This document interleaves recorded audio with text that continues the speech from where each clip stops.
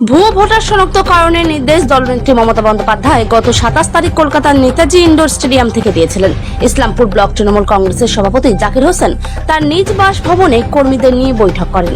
নির্দেশ দেন 7 দিনের মধ্যে ভোটার লিস্টে কোনো ভুয়ো ভোটার আছে কিনা তা শনাক্তকরণের জন্য। নেতৃত্ব ও কর্মীদের হাতে আজ তুলে দেওয়া হয় অঞ্চল ভিত্তিক ভোটার লিস্টের তালিকা। সেই মতো কর্মীরা সেই ভোটার লিস্টের তালিকা নিয়ে বাড়ি বাড়ি যাবেন ও কোনো ভুয়ো ভোটার এলাকায় আছে কিনা তা শনাক্ত করবেন। ব্লক সভাপতি জাকির হোসেন বলেন, মিটিং ডেকে 7 দিনের মধ্যে ভোটার লিস্টের কোনো ভুয়ো ভোটার আছে কিনা তার রিপোর্ট দিতে বলেছি। এই রিপোর্ট জেলায় পাঠানো হবে।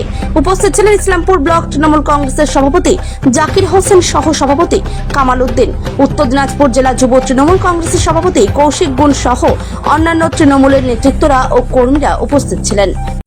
কি ভরসা তৃণমূল কংগ্রেসের? দেখেন, তৃণমূল কংগ্রেসের ভরসা বাংলার মানুষ। তৃণমূল কংগ্রেসের ভরসা লক্ষ্মীর ভান্ডার পাওয়া মা বোনেরা। তৃণমূল কংগ্রেসের ভরসা সবুজ সাথী পাওয়া ভাই বোনেরা। তৃণমূল কংগ্রেসের ভরসা কন্যাশ্রী পাওয়া বোনেরা, রূপশ্রী পাওয়া বোনেরা, বাংলার কৃষক বন্ধু পাওয়া কৃষক ভাইয়েরা, ছাত্র যুব ভাইয়েরা।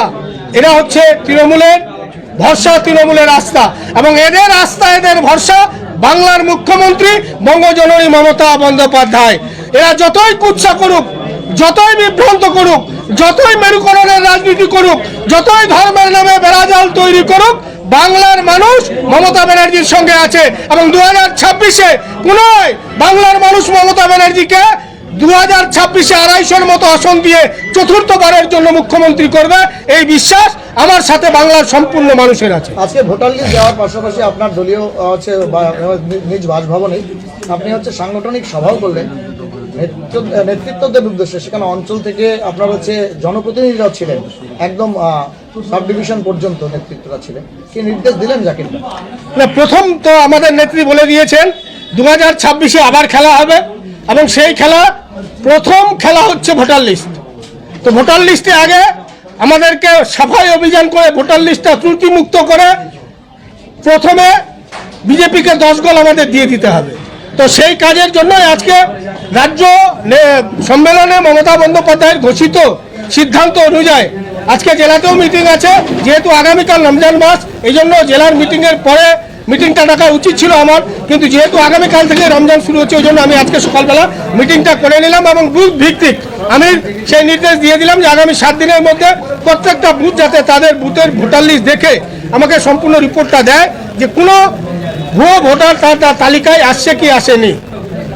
একটা বিষয় যে ইসলামপুর আর চোপড়া, ইসলামপুর চোপড়া যে ভারত বাংলাদেশ সীমান্ত এলাকাগুলি রয়েছে, সেই ভারত বাংলাদেশ সীমান্ত এলাকাগুলো থেকেই আর কি অনুপ্রবেশ করে ভারতে আমাদের ইসলামপুর এবং চোপড়াতে বহু অনুপ্রবেশকারী আছে যারা ভারতের ভোটার কার্ড এবং আধার কার্ড বানিয়ে বসবাস শুরু করেছে। কি বলবেন এই অনুপ্রবেশকারীদের? দেখেন, এখানে ভিতরে যদি কেউ আসে থাকে, আমরা বারে বারে দেখেছি, আপনারাও দেখেছেন, পুলিশ অনেক অনুপ্রবেশকারীকে পশ্চিমবঙ্গ পুলিশ ধরেছে, কিন্তু বর্ডারটা নিয়ন্ত্রণ করছে দিল্লির পুলিশ। বর্ডার আমরা নিয়ন্ত্রণ করছি না। বর্ডার রোডে পশ্চিমবঙ্গ সরকারের কোনো আধিকারিক তদারকি করে না। সম্পূর্ণরূপে দিল্লির সরকার এবং হোম মিনিস্টার অমিত শাহ এবং বিএসএফ তারা নিয়ন্ত্রণ করে।